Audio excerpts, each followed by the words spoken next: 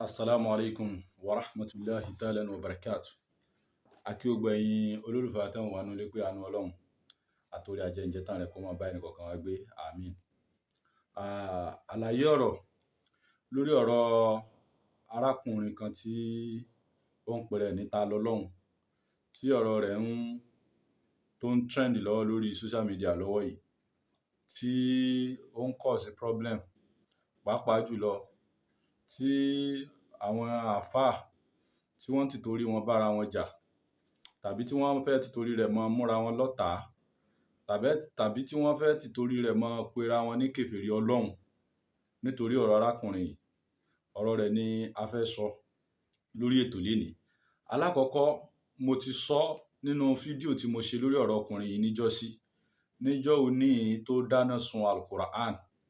Mo sọ fún gbogbo àwọn àfáà, mo dẹ̀ sọ fún gbogbo mùsùlùmí lórí social media wípé kí wọ́n má fún arákùnrin yẹn lésì, wípé ìwà tó wù yẹn, ìgbésẹ̀ tó gbé yẹn, ó fi ń fín àwọn àfáà níràn, ó dẹ̀ fi ń fín àwọn mùsùlùmí ayé, ó fi ń fín wọn níràn ni. Ó fẹ́ wo kí ni wọ́n fẹ́ ṣe, ó fẹ́ wo reaction gbogbo àwọn mùsùlùmí ló fẹ́ wò. Ó dẹ̀ fẹ́ fi kíní yìí wá fèmù ni. Mo dẹ̀ sọ ńjọ́ náà lọ́hùn wípé èsì tẹ́ ń fún un àti bẹ́ẹ̀ ṣe ń kọbi ara sọ̀rọ̀ rẹ̀, ẹ̀ ń fún un ní cheapest fame ni. Mo sọ ńjọ́ náà wípé ẹ̀ ń farákùnrin ní aim and objective ẹ̀ tó fi ṣe tó ṣe yẹn, ẹ ti ń jẹ́ kó achieve ẹ̀. Ó dìídì tara Al-Qur'ani wò pé tóun bá ti ṣe nǹkan yẹn pé ara máa ta yín, wípé ẹ wo ibi tó ń wà, ẹ kọbi ara sí. Kò bá jẹ́ wípé ẹ̀ fún lésì ńjọ́ náà lọ́hùn mo ṣe sọ. Kò bá jẹ́ pé ẹnìkan kan ò dá lóhùn, ẹnìkan kan ò wo ibi tó wà, ẹnìkan kan ò rí sí nǹkan kan, wọn àti ẹ̀ rí bí pé ẹnìkan wà níbì kan ni, irú n tó ṣẹlẹ̀ yóò bá mọ́ ti ṣẹlẹ̀. Ṣùgbọ́n èsì tó ní kálukú jáde lọ́tún lósì, so ẹ ti fún un ní fame níjọ́ náà lọ́hùn. Ẹ ti grow page ẹ̀ ní Facebook. Ẹ ti jẹ́ kí ó di gbajúgbajà social media bloggers pẹ̀lú pé ó dáná sun Al-Qur'an. Mo sọ ńjọ́ náà, mo ní kí ni tiwa táwọn mọ̀ fún lésì tó bá ń tako ẹ̀sìn àbó jẹ́ ọ̀tá ẹ̀sìn, ṣe bí Ọlọ́run ló lẹ̀sìn, Ọlọ́run ló ń tako nìyẹn, Ọlọ́run ló ń bá ṣọ̀tá nìyẹn. Ẹ fi Ọlọ́run lẹ̀ pẹ̀lú ẹ̀. Ṣe bí mọ́sálù tí ẹ ti wà nínú àwọn tí wọ́n ti lo ayé síwájú, nínú àwọn mọ́sálù tó jọ tí wọ́n wúrúwà tó ń wù yìí tá a lè fi ṣàpèjúwe rẹ̀. Nínú wọn ni Ṣaitọ́ọ̀nù wà, la'natullahi alayhi. Nínú wọn ni Fáráò wà, la'natullahi alayhi. Nínú wọn ni Nàmúrúzù wà, la'natullahi alayhi. Nínú wọn ni Àbílàábì wà, la'natullahi. Nínú wọn ni Kárúnà wà, kódà nínú wọn ni Báníánù wà,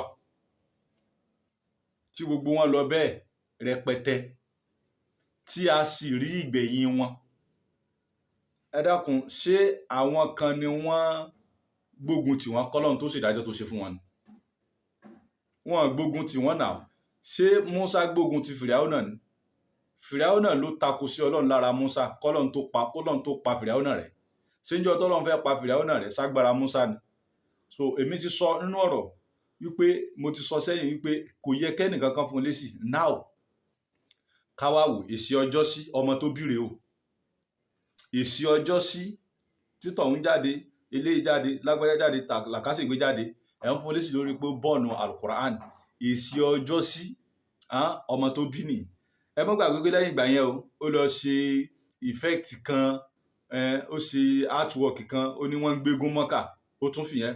Ṣùgbọ́n gbà tẹ́nìkan kò fún lésì lórí yẹn, ǹjẹ́ rí kó tún wí nǹkan lórí yẹn mọ́. Ẹ wá wo èyí tó mú dé yìí nísìn. Ó ní ó bú gbogbo àwọn àfáà. Bàbá sí Muyideen Bello, kọ́lọ́n jẹ́ kẹ́mi bàbá yìí ó gùn pẹ́, kọ́lọ́n jẹ́ kí a rí ẹ̀mí wọn lò pẹ́. Ó ní wọ́n ń parọ́, olópùrọ́ ni wọ́n. Ó ní wọ́n ń najú tó tí òye wọn nú ẹ̀sìn ẹlẹ́sìn. Ṣùgbọ́n gbà tí bàbá yìí ò fún lésì, kí ni ti àfáà tí ó mọ̀ fún ẹlẹ́bọ lésì?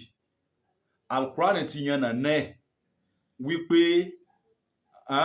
Al-Qur'an ní la yastawi ashabul nar wa ashabul janna. Ashabul janna humul faizun. Kò papọ̀ náà.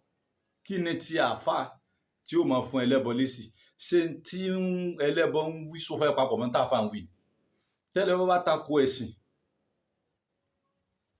ẹ fi ẹ̀sìn lẹ̀, ẹ fọlọ́run tó lẹ̀sìn lẹ̀ pẹ̀lú ẹ̀, kọ́lọ́run handle ẹ̀ fúnra ẹ̀. Ṣùgbọ́n ọkùnrin tá wí tó bá kọlu personality yẹn, gẹ́gẹ́ bí Alhaji ọ̀kan lọ́mọ ṣe sọ, tó bá kọlu personality wípé ẹnìkan orí bákan ó búyàn, kò sáburú bí yẹn. Ẹni tí wọ́n bá kọlu personality ẹ̀, tẹ́ni yẹn bá jẹ́ni tí ò lè gba èébú mọ́ra, ẹni ẹ lè handle ẹ̀, kó treat ẹ̀, kó sọ di case. Tàbí tí àwọn tí wọ́n jẹ́ yẹn nìyẹn, tí wọ́n bá jẹ́ni tí ò lè gba èébú mọ́ra tàbí fọwọ́ wọ́nú, àwọn náà wọ́n lè handle case yẹn. So kí wọ́n react lé lórí. Ṣùgbọ́n nípa pé ó bú Ọlọ́run, ẹ má jẹ́ nìkan kan ó dá lóhùn lórí pé ó bú Ọlọ́run. Ẹ má jẹ́ nìkan kan ó dá lóhùn mọ́ lórí pé ó bú Ọlọ́run àbó challenge pé ta lọ́lọ́run. Ẹ jẹ́ k'Ọlọ́run ó fira rẹ̀ hàn. Kò dọ́lọ́run mọ̀ ni. Ọlọ́run dẹ̀ lágbára láti fira rẹ̀ hàn. Innahu ala kulli shay'in qadirun. Ọlọ́run kápá, ó ní kápá lórí ẹnikẹ́ni. So ẹ jẹ́ k'Ọlọ́run kó fira rẹ̀ hàn. So nípa bẹ́ẹ̀, mo rọ̀ gbogbo mùsùlùmí ayé wípé ká jọ torí t'Ọlọ́run torí Ànábì Muhammad sallallahu alaihi wasallam. Ọ̀rọ̀ ọmọkùnrin yìí, ẹ má jẹ́ kó cause issue láàrin àwọn àfáà sáfà. Mò ń bọ̀ nínú apá kejì mi tí dé. Assalamu alaikum wa rahmatullahi ta'ala wa barakatuh.